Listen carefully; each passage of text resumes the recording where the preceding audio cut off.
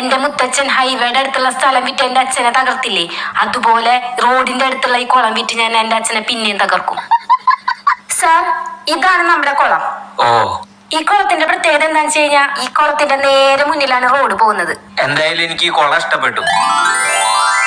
എന്നാ ചെക്ക്. ആ ഡോക്യുമെന്റ്സ് ശരി, ഓക്കെ.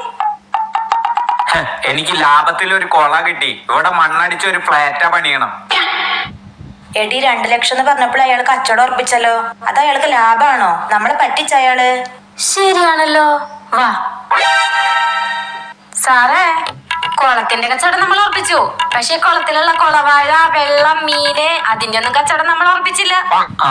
അത് നിങ്ങൾ പറഞ്ഞ കറക്റ്റാ. പക്ഷെ എനിക്ക് അതിനുള്ള ബഡ്ജറ്റ് ഇല്ല.